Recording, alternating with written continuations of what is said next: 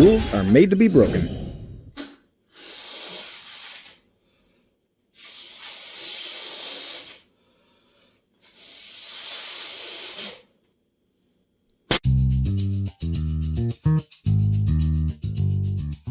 Hi, I'm the guy that made a meme into a video game. I know, I'm crazy, thank you for noticing. You're probably thinking how this happened. How did I get here? Well, it all started last Friday when I just saw this meme on the floor and I just had to pick it up because it's such a cool meme. Let's take a look. How did one with Bloons slip by? It was only 2 Moabs, that's interesting, and I had a 402 super, I presume a super monkey down in chimps mode. Now that's fascinating. It's fascinating. It's a crazy meme. It's amazing. But why? Why is it amazing? Take a look on the screen. You see that this has some pixel art. That's pretty cool, right? It looks nice. The colors are good. The pixels seem to match up. So it looks quite good. So I'm thinking like this looks pretty good. This can't just be for the meme. So I'll go into the comments. What do the comments say? Some people are saying it's the NES part. Obviously there's no NES port, but I thought there was maybe like a fan version. But all I could find for the NES when it came to Bloons was this. Some people said it was BTDX, so it looked like BTDX, so I looked that up. It's completely different, it's a different game. It's still pretty cool, but it's not this one. So I get excited, because I make games, right? And this was a game idea that's not yet been made, so this meant that I could make it, like for real. And so I got excited. The only problem was 2 a.m. But that's okay, I didn't care. It was a Friday night, so I did make some coffee and I got to work, baby. And I actually stood up coding until 8 a.m. that night. And all I coded was the balloons. I just made the balloons spawn on the map and go in a straight line and then leave at the end. That was pretty cool. I'm actually pretty happy with the code for that. But that was just day 1. And then I actually had to add the man keys, and then the upgrade system and it's all a big... Not a mess though, it's good code. Alright, I think we can get started on this. Ladies and gentlemen, it's time to get technical. Are you kidding me? Nothing gets past my bow. So, Bloons Tower Defense, that means balloons, obviously. But what are balloons really? Balloons are just little, red objects that move on a line, if you think about it.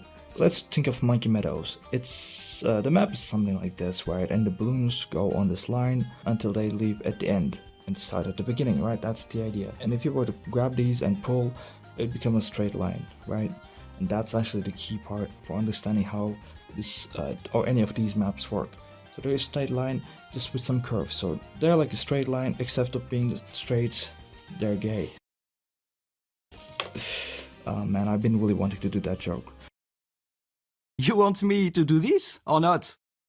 I came up with nodes. Essentially you start from node 0, node 1 and node 2, and because they're consecutive, 1 comes after 0, that means these are connected in this way, and 1 is connected to 2 in this way. So alright, that's the node system.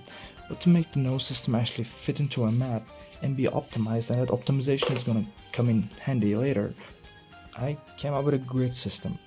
I am Quincy, son of Quincy.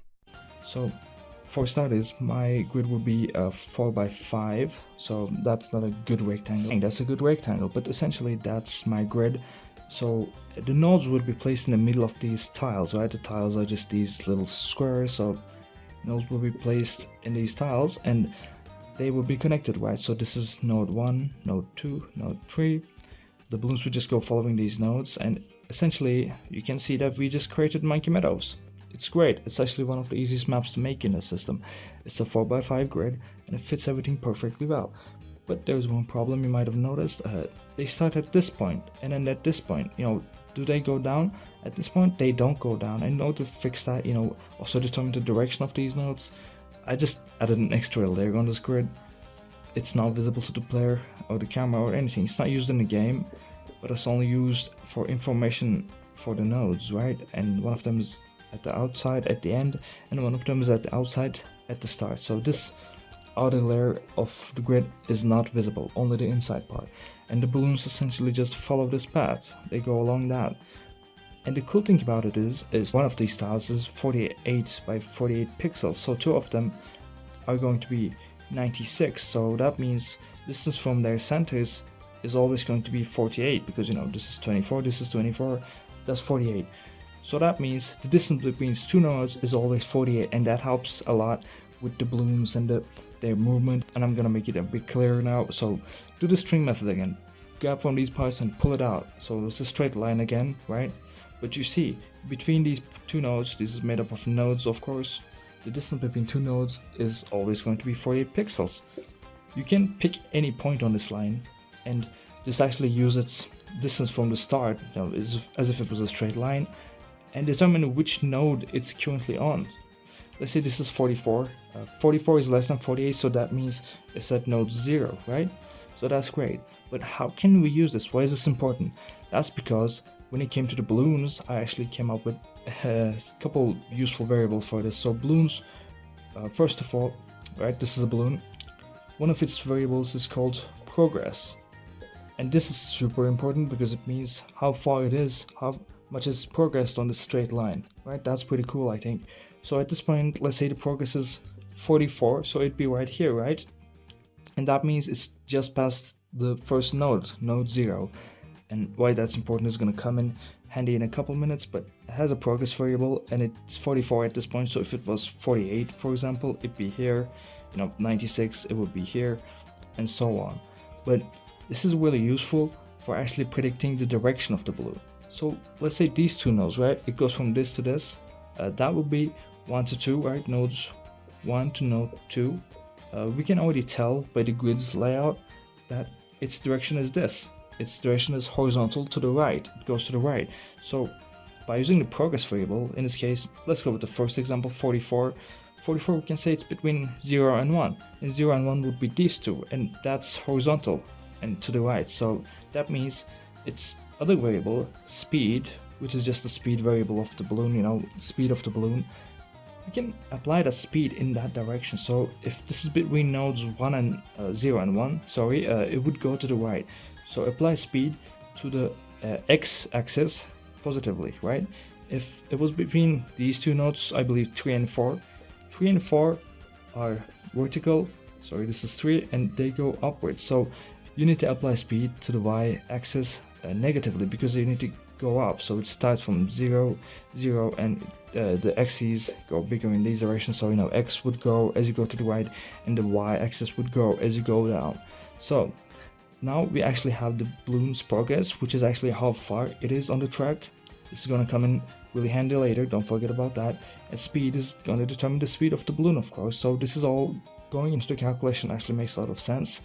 In this way, you can actually calculate where the balloon is at any given point, as long as you know its progress. You know, you need to use the node data, you know, node x and y, and apply this offset to that point actually, and that way you can see the balloon location. Super cool, super useful, super chill.